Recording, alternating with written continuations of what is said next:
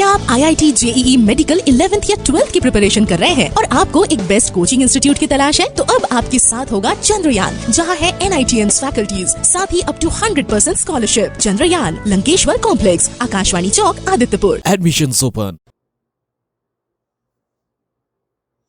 Hello students, कैसे हैं आप लोग? मेरा नाम है Monika and I am from Chandrayaan. आज हम लोग शुरू करने वाले हैं क्लास 11 का first chapter, that is the living world. हम लोग सबसे पहले समझेंगे इसमें लिविंग क्या है, फिर डाइवर्सिटी क्या है, बायोडाइवर्सिटी किसको बोलते हैं, वेरिएबिलिटी किसको बोलते हैं, ये सब आज हम लोग इस चैप्टर में डिस्कस करेंगे। तो चलिए without wasting any time let's get started. सबसे पहले समझते हैं कि लिविंग बोलते किसको है, लिविंग होता क्या है। तो लिविंग वो चीजों को बोलते हैं जिसमें लाइफ होता है, जैसे कि हमें लाइफ होता है। It means that possess life, उसको कहते हैं हम लोग लिविंग। लिविंग जो होता है नॉन लिविंग थिंग से दो मेन फीचर्स से डिस्टिंग्विश किया जाता है। इट मींस कि लिविंग ऑर्गेनिजम्स जो होता है वो उसमें कोई दो फीचर्स होता है जो पोजेस किया जाता है। एक होता है डिफाइनिंग फीचर्स और एक होता है कैरेक्टरिस्टिक्स फीचर्स। जो डिफाइनिंग फीचर्स होता है वो लिविंग ऑर्गेनिज्म, हर लिविंग ऑर्गेनिज्म फॉलो करता है, यानी कि डिफाइनिंग फीचर जो होता है present in all living organism.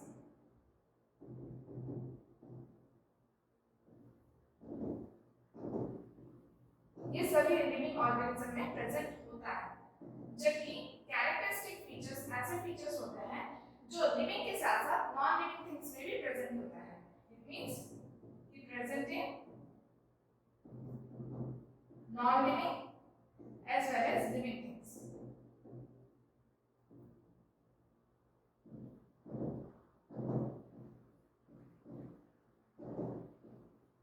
NCERT के फर्स्ट चैप्टर में डिफाइनिंग फीचर्स में मेनली तीन चीजों का डिस्कशन किया गया है। एक होता है metabolism,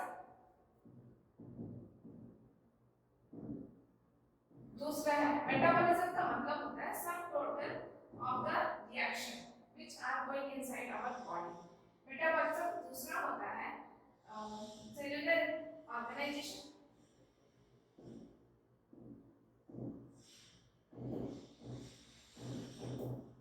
cellular organisation it means कि मेटाबॉलिज्म हर सेल के अंदर होता है। अगर सेल ही नहीं रहेगा तो मेटाबॉलिज्म भी नहीं हो पाएगा।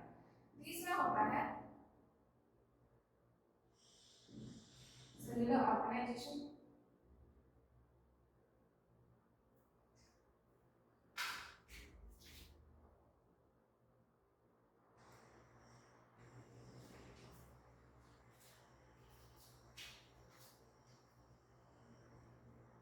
हेलो स्टूडेंट्स, कैसे हैं आप लोग?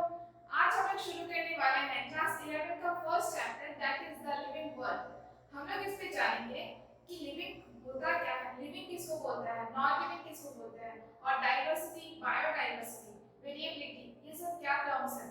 आइए शुरू करते हैं। हम लोग सबसे पहले समझेंगे कि लिविंग किसको बोलते हैं। लिविंग जिसमें लाइफ होता है, दैट व्हिच पोजेस लाइफ, उसको हम लोग कहते हैं लिविंग।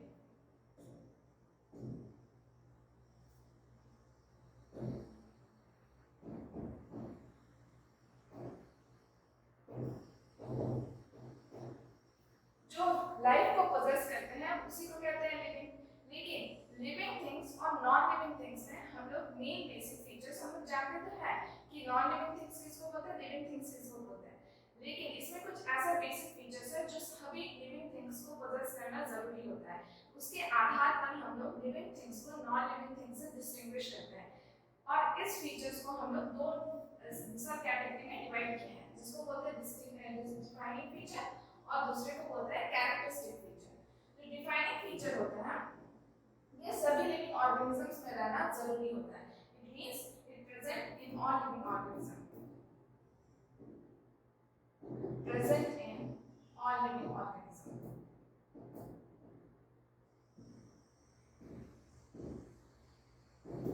जबकि कैरेक्टरिस्टिक फीचर्स लिविंग के साथ साथ नॉन लिविंग थिंग्स में भी प्रेजेंट रहते हैं, present in living and as well as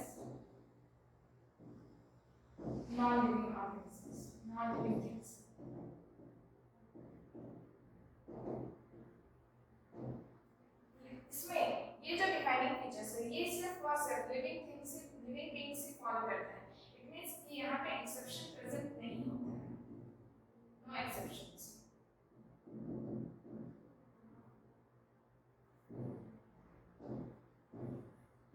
no exceptions. जबकि यहाँ लिविंग थिंग्स को पोजेस करते ही हैं, साथ में नॉन लिविंग थिंग्स भी पोजेस करते हैं। इट मींस कि यहाँ पे एक्सेप्शंस भी प्रेजेंट होता है।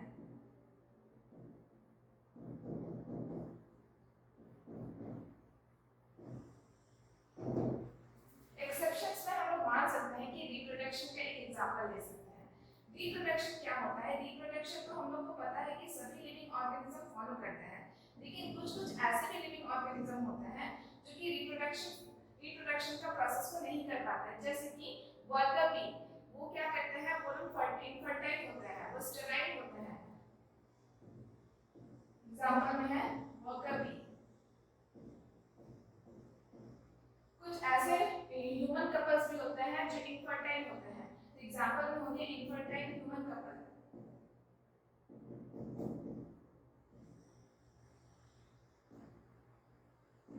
इस तरीके के एग्जांपल है जो एक्सेप्शंस प्रेजेंट होते हैं, इसलिए इसको कैरेक्टरिस्टिक फीचर्स बोला गया है, ना कि डिफाइनिंग फीचर।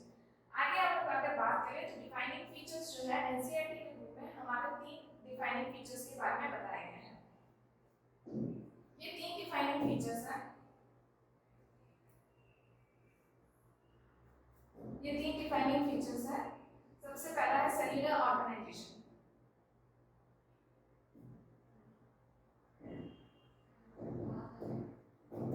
हमें पता है कि सभी लिविंग बीइंग्स जो होते हैं उसमें सेल्स प्रेजेंट ही होता है। हमें या आपने हम लोग को पता है कि हम लोग का डेवलपमेंट जो है वो एक सेल से ही हुआ है, यानी कि सभी के सभी लिविंग बीइंग्स जो है एक सेल से बने होते हैं।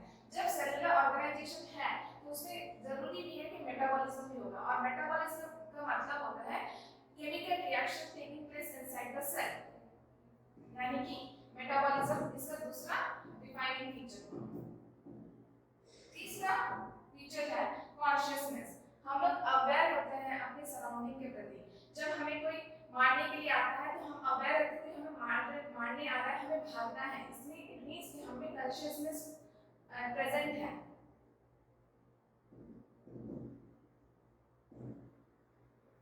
जबकि कैरेक्टरिस्टिक फीचर्स के एक एग्जांपल हम लोग देख चुके हैं, रिप्रोडक्शन। दूसरा है ग्रोथ। ग्रोथ भी एक कैरेक्टरिस्टिक फीचर है। अब आप सभी को एक एक करके जानेंगे कि कैसे इसको कैरेक्टरिस्टिक फीचर बोला गया और कैसे डिफाइनिंग फीचर्स बोला गया। अब इसके बारे में हम लोग डिटेल्स में पढ़ेंगे। सबसे पहला हमारा फीचर है ग्रोथ। हम लोग ये समझते हैं कि ग्रोथ को कैरेक्टरिस्टिक फीचर्स क्यों बोला गया, इसको डिफाइनिंग फीचर क्यों नहीं बोला गया। यहाँ पे हम लोग समझते हैं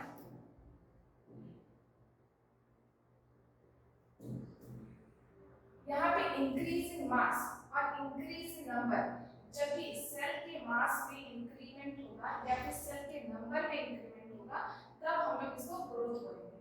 इट मींस कि ग्रोथ के 2 फीचर हुए, एक हुआ इंक्रीज इन नंबर और इंक्रीज इन मास, ये कहलाए 3 फीचर्स ऑफ ग्रोथ। ग्रोथ के 3 फीचर्स। हमें पता है कि सभी ऑर्गेनिज्म जो होते हैं ग्रो करता है, सभी लिविंग ऑर्गेनिज्म कैसे करता है। यहाँ देखिए मल्टी सेलुलर जो ऑर्गेनिज्म होता है वो भी सेल को डिवाइड करते हैं। हम लोग बचपन में छोटे से रहते हैं पर अभी इतने बड़े हो गए हैं, कैसे? Due to the cell division. तो प्लांट्स में ये सेल डिवीजन कंटीन्यूअसली होते रहता है throughout their life span, इसलिए तो प्लांट्स इतने लंबे चौड़े बने होते हैं। जबकि एनिमल्स में जो होता है सेल डिवीजन एक सर्टेन एज तक ही होता है। हम लोग का जो एज ग्रोथ होता है एक सर्टेन एज तक होता है, उसके बाद हम लोग और ग्रो नहीं कर पाते, यानी कि लंबे नहीं हो पाते हैं। और जबकि यूनिसेलुलर ऑर्गेनिज्म में क्या होता है, यहाँ पे भी इनका ग्रो तो होता है, सेल डिवीजन तो होता है, वो ग्रो तो करते हैं, साथ में लोग सेल डिवीजन के साथ साथ यानी कि ग्रोथ के साथ साथ वो लोग रिप्रोडक्शन भी करते हैं। यहाँ पे रिप्रोडक्शन भी कर रहे हैं। जैसे एग्जांपल में हम लोग देख लेते हैं अमीबा का एग्जांपल। अमीबा क्या करता है, लेट्स सपोज ये अमीबा है, वो अपना जब इंक्रीमेंट है सेल के नंबर में, तो ये तो ग्रो होता ही है, साथ में उसका नंबर और मासेस वो भी इंक्रीज हो रहा है, इसलिए ये रिप्रोडक्शन और ये ग्रोथ दोनों एक साथ ही कर पा रहे हैं। दूसरा हम लोग देख लिए ये तो हो गया लिविंग थिंग्स में, पर नॉन लिविंग थिंग्स कैसे करके ग्रो करते हैं। यहाँ पे अभी हमें नॉन लिविंग थिंग्स के बारे में जानेंगे। ग्रोथ के दो टाइप होते हैं, एक इंट्रिंसिक ग्रोथ, एक होता है एक्सट्रिंसिक ग्रोथ।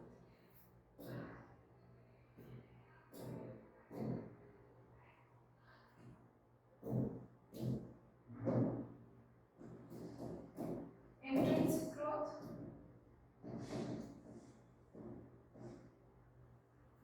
दूसरा हो गया एक्सट्रिंसिक ग्रोथ।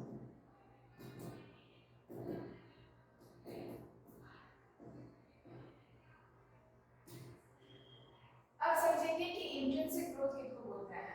इंट्रिंसिक ग्रोथ वो ग्रोथ है जो शरीर के अंदर होता है, यानी कि बॉडी के अंदर। The growth which takes place internally.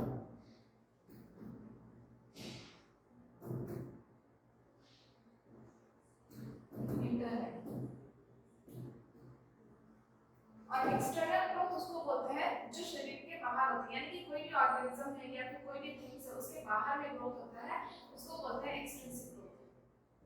Growth takes place external।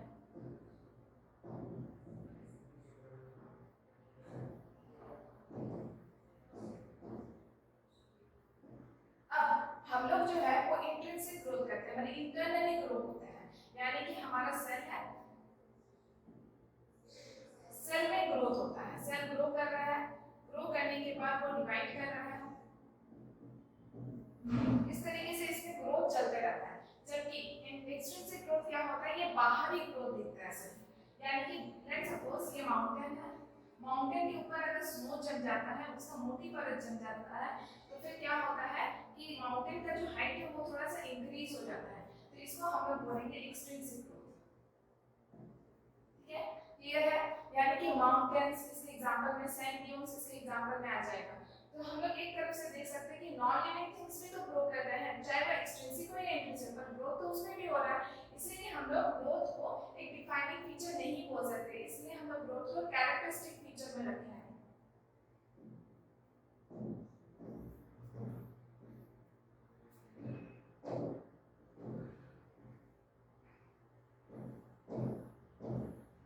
यहाँ समझते हैं growth, hence growth is a characteristic feature because it present in both living as well as non-living things. Feature. क्योंकि ये लिविंग और non living things दोनों में ही present होते हैं। अब नेक्स्ट हम लोग बात करते हैं ग्रोथ के बाद आते हैं रिप्रोडक्शन।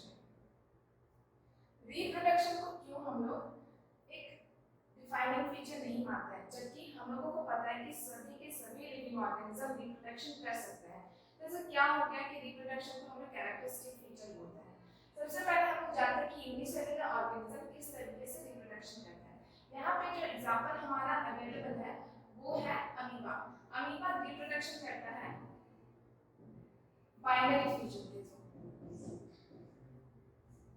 बाइनरी फ्यूजन करता है। जैसे इससे पहले हम लोग देख चुके थे कि एक अमीबा था, वो अपना दो सेल बना रहे हैं, तो इसको हम लोग बोलते हैं बाइनरी फ्यूजन। दूसरा हाइड्रा, हाइड्रा करता है बडिंग के थ्रू अपना रिप्रोडक्शन। इसमें जो पेरेंट बॉडी होता है, पेरेंट बॉडी के थ्रू में एक बर्ड निकलता है, और वही बॉडी जो होता है, वही बर्ड जो होता है अपनी पेरेंट बॉडी से डिटैच होके इंडिविजुअली ग्रो करने लगता है। लेट्स सपोज कि ये हाइड्रा है, हाइड्रा में एक बर्ड है, वो डिटैच होता है और फिर इंडिपेंडेंटली ग्रो करना शुरू कर देता है, इसको हम लोग बोलते हैं बर्डिंग। प्लानेरिया करता है ट्रू रीजनरेशन। ट्रू रीजनरेशन, ये ट्रू रीजनरेशन होता क्या है? लेट्स सपोज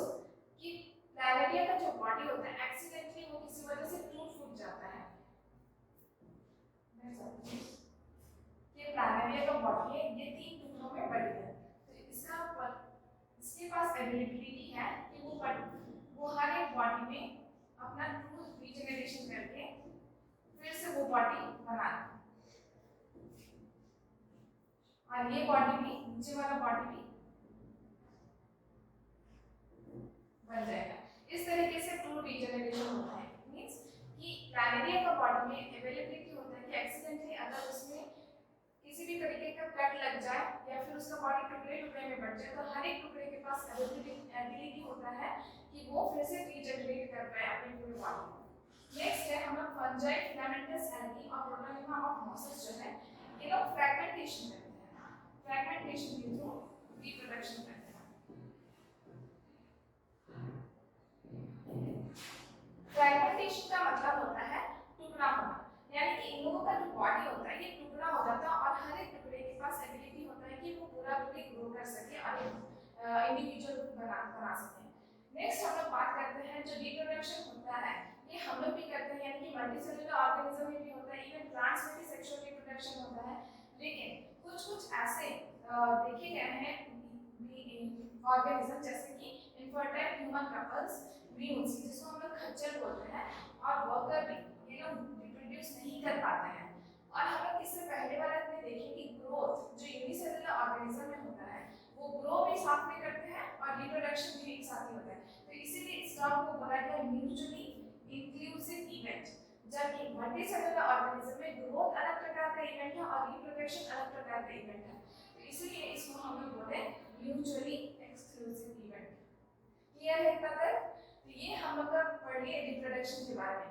तो हम लोग देख चुके कि रिप्रोडक्शन में एक्सेप्शन अवेलेबल है, मतलब सभी लिविंग थिंग्स रिप्रोडक्शन नहीं कर पाते हैं, इसीलिए इसको एक कैरेक्टरिस्टिक फीचर के अंदर रखा गया, ना कि डिफाइनिंग फीचर के अंदर। अब नेक्स्ट हम लोग बात करें तो मेटाबॉलिज्म में। मेटाबॉलिज्म जो होता है, मेटाबॉलिज्म को डिफाइन किया गया है sum total of all the chemical reaction that occurring in our body is called metabolism। मतलब जितने भी केमिकल रिएक्शंस होते हैं जो हमारे बॉडी के अंदर चलते हैं उसको हम लोग बोलते हैं मेटाबॉलिज्म। हमें पता है कि मेटाबॉलिज्म दो तरीके का होता है, एक एनाबॉलिज्म, एक होता है कैटाबॉलिज्म। कैटाबॉलिज्म का मतलब होता है टुकड़ा होना किसी भी कॉम्प्लेक्स सब्सटेंसेस का सिंपल सब्सटेंसेस में कॉम्प्लेक्स सब्सटेंस है वो सिंपल सब्सटेंस में बन जाता है। जबकि एनाबॉलिज्म जो होता है वो सिंपल सब्सटेंसेस रहता है और सिंपल सब्सटेंसेस जोड़ के एक कॉम्प्लेक्स सब्सटेंस बनाता है। ये होता है हमारा मेटाबॉलिज्म। इन दोनों प्रोसेस को मिला के मेटाबॉलिज्म बोला जाता है। जितने भी नॉन लिविंग थिंग्स होते हैं उसमें किसी भी तरीके का कोई मेटाबॉलिज्म नहीं होता है, और मेटाबॉलिक रिएक्शन जो होता है ये हम लोग बॉडी के बाहर भी कर सकते हैं। तो उसको हम बॉडी के बाहर अगर करेंगे तो उसको एक लिविंग रिएक्शन बोलेंगे, उसको लिविंग थिंग्स नहीं बोलेंगे। यहाँ पे बोला गया है कि अगर आइसोलेटेड कंडीशन में इन विट्रो कंडीशन में, इन विट्रो मतलब होता है शरीर के बाहर, आउटसाइड बॉडी, अगर बॉडी के आउटसाइड किसी भी तरीके का रिएक्शन करवाया जाता है तो उसको हम लोग लिविंग रिएक्शन बोलेंगे, ना कि लिविंग थिंग्स बोलेंगे। जैसे कि आपको पता होगा इन विट्रो फर्टिलाइजेशन होता है, उस तरीके का रिएक्शन को हम लोग लिविंग रिएक्शन बोलेंगे।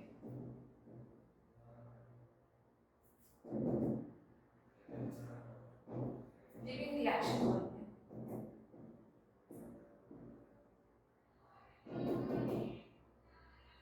इसको हम लोग बोलेंगे लिविंग रिएक्शन, इसको लिविंग थिंग्स नहीं बोलेंगे। लेकिन जब ये बॉडी के अंदर यहाँ पे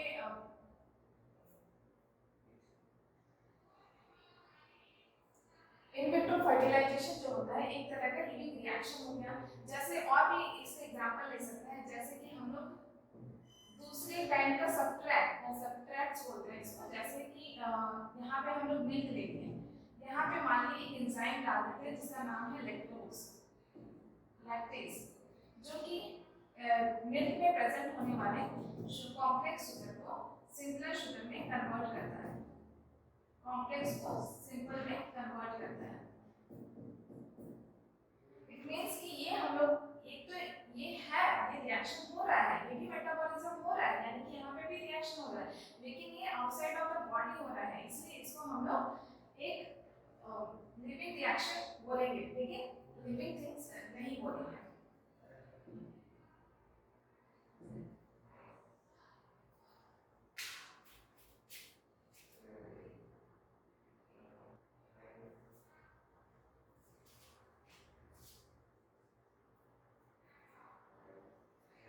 अब हम लोग समझते हैं मेटाबॉलिज्म। मेटाबॉलिज्म का क्या मतलब होता है? मेटाबॉलिज्म का मतलब होता है जितने भी सेल्स होते हैं, यानी कि जितने भी लिविंग ऑर्गेनिज्म होते हैं वो सभी सेल, उसके अंदर सेल रहता है, तो सेल के अंदर होने वाले सभी तरह के रिएक्शंस को उसको बोलते हैं हम लोग metabolism.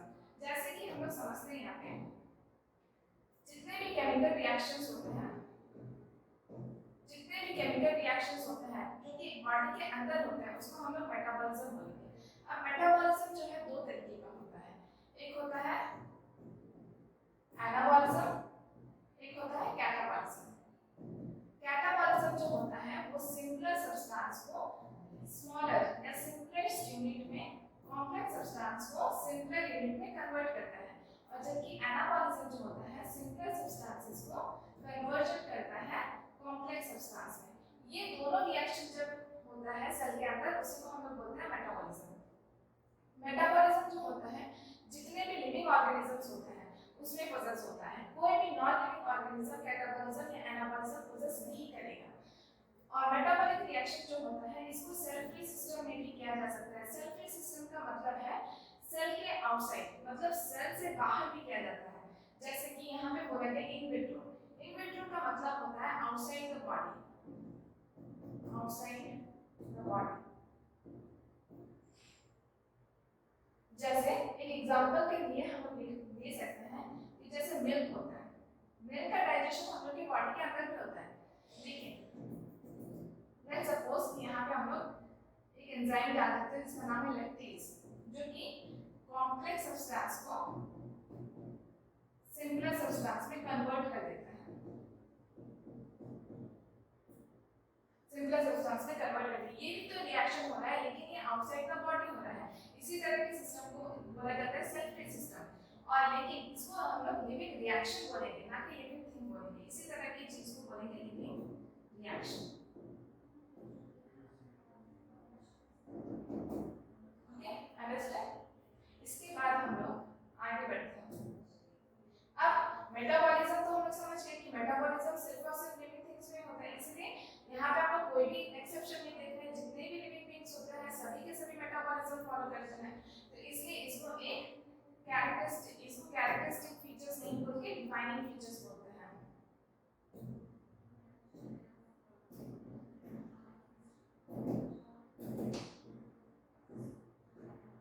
Metabolism is a defining feature.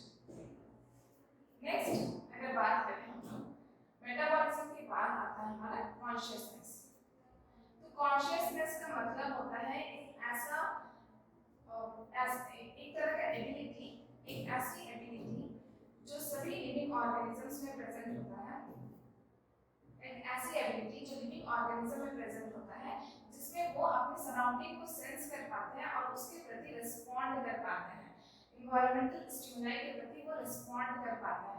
ऐसे फिनोमेना को हम लोग बोलते हैं कॉन्शियसनेस। अब कॉन्शियसनेस का मतलब होता है कि हम लोग जैसे प्रेजेंट है, मान लीजिए कि हमारे साथ कुछ अटैक होने वाला है तो हम लोग उसके प्रति रिएक्शन करेंगे, जैसे हम लोग वहाँ से भागने का कोशिश करेंगे, कुछ अटैक हो रहा है या तो फिर लड़ने का कोशिश करेंगे, यानी कि हम लोग अपने एक्सटर्नल एनवायरनमेंट के प्रति मतलब रिस्पॉन्ड कर रहे हैं, तो इसको हम लोग बोलेंगे कॉन्शियसनेस। अब हम लोग समझते हैं कि इन्वायरमेंटल स्टिमुलाई जो होता है वो मेनली जो होता है तीन तरीके का होता है। एक होता है फिजिकल, एक होता है केमिकल, और तीसरा होता है बायोलॉजिकल। अब फिजिकल में जो होता है ये इसमें वाटर भी आ जाएगा, टेम्परेचर आ जाएगा, इस तरीके का चीज आ जाएगा, या फिर लाइट भी आएगा, लाइट भी आएगा। केमिकल में होता है पॉल्यूटेंट्स आ जाएगा, और बायोलॉजिकल में जो होता है यहाँ एंजाइम्स आ जाएगा। इन सभी एक्सटर्नल या एनवायरमेंटल स्टिमुलाई के प्रति हम लोग रिएक्ट करते हैं, हम लोग रिस्पॉन्ड करते हैं। प्लांट्स जो होता है प्लांट्स जो होता है ये फिजिकल स्टिमुलाई के प्रति ज्यादा रिएक्ट करता है, यानी कि ये water, light, temperature, even biologically भी बायोलॉजिकल स्टिमुलाई के प्रति भी रिस्पॉन्ड करता है।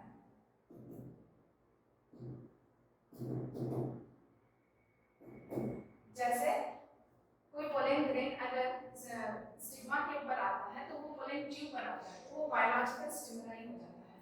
जैसे हम लोग समझते हैं ये वाला हो गया हम लोग का स्टिग्मा, जब ये पोलन ग्रेन आता है तो ये पोलन ट्यूब बनाता है, तो इसको हम लोग बोलेंगे बायोलॉजिकल स्टिमुलाई। अब एनिमल्स में भी होता है कॉन्शियसनेस, ये तो हम लोगों को पता है कि एनिमल्स तो कॉन्शियसनेस होते ही है, कि जैसे मान लीजिए कि कोई कुत्ता है उसको अगर हम लोग पत्थर मारने की कोशिश करते हैं तो वो लोग भागने वहां से भागता है या फिर वो लोग भौंकता है, तो कहीं ना कहीं एनिमल्स भी हम लोग का कॉन्शियसनेस शो करता है। यहाँ पे ह्यूमन बीइंग्स एक स्पेशल केस होता है कि उसमें सेल्फ कॉन्शियसनेस होता है, मतलब हम ह्यूमंस में ऐसा कॉन्शियसनेस होता है कि हम लोग का उठने बैठने करने का तरीका वो अलग अलग, मतलब अपने आप में एक होता है कि हमें कैसे चलना है, कैसे रहना है, कैसे बैठना है, तो ये हमारा अंदर का कॉन्शियसनेस होता है कि हमें ऐसे रहना है। जबकि कुत्ता या फिर बिल्ली कुछ भी जो होता है वो कहीं पे भी बैठ जाएगा, कहीं पे भी चले जाएगा, तो ये वो लोग में सेल्फ कॉन्शियसनेस नहीं होता है। तो ह्यूमन बीइंग्स एक ऐसा ऑर्गेनिज्म है जो कि सेल्फ कॉन्शियसनेस उसमें होता है। एनसीईआरटी के बुक में दिया हुआ है कॉमा पेशेंट के बारे में, वहाँ क्वेश्चन पूछा गया है कि कॉमा पेशेंट क्या होता है, वो मशीन से उनके सारे चीज चलता है, तो कॉमा पेशेंट क्या है, उसमें क्या सेल्फ कॉन्शियसनेस होगा या कॉन्शियसनेस होगा, तो यहाँ पे कॉमा पेशेंट में सेल्फ कॉन्शियसनेस नहीं होता है, क्योंकि वो उनका जो ब्रेन हो वो डेड होता है, उनका जो ब्रेन होता है वो डेड होता है, पर उनमें सभी के सभी उनको पता चलता है कि हमारे आसपास क्या हो रहा है, यानी कि वो कॉन्शियसनेस है, उनमें कॉन्शियसनेस है, इसलिए मतलब हम लोग बोलते हैं कि कॉमा पेशेंट कॉन्शियसनेस है पर वो सेल्फ कॉन्शियसनेस नहीं है, तो हम लोग बोल सकते हैं कि कॉन्शियसनेस एक तरह से डिफाइनिंग फीचर है।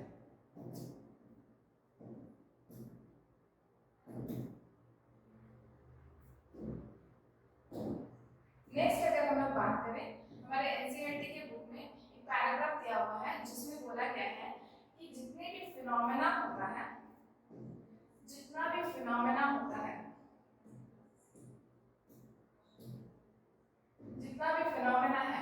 वो सभी इंटरैक्शन का रिजल्ट है।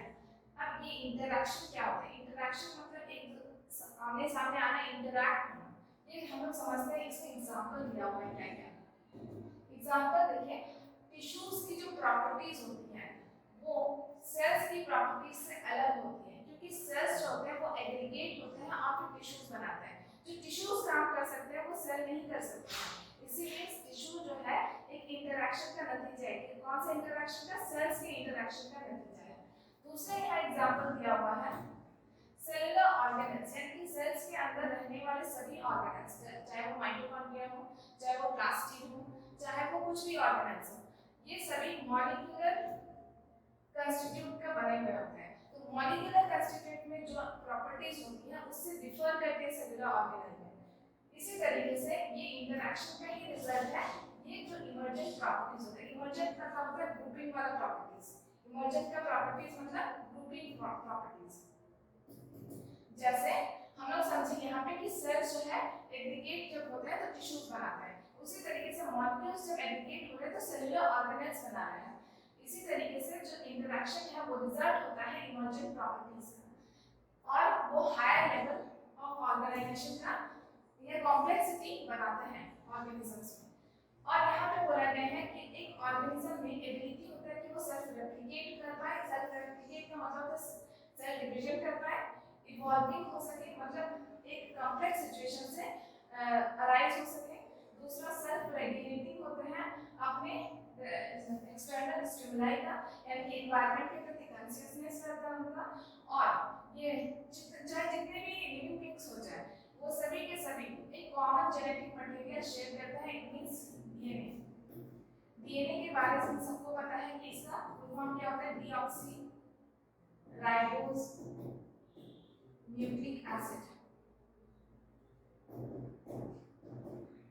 ये ऐसा जेनेटिक कॉन्स्टिट्यूशन है जो हमें हम पेरेंट्स के कैरेक्टर को ऑर्गेनिज्म तक पहुंचाते हैं, ऑफस्प्रिंग तक। लेकिन ये सभी डीएनए जो है एक दूसरे से वैरी करते हैं, इसलिए हम एक दूसरे के समान दिखते हुए भी वैरी करते हैं। ओके स्टूडेंट्स, आज के लिए हमारा टॉपिक इतना ही रहने दीजिए। उसके बाद हम लोग शुरू करेंगे डाइवर्सिटी। डाइवर्सिटी किसे कहते हैं उसके बारे में हम लोग डिस्कस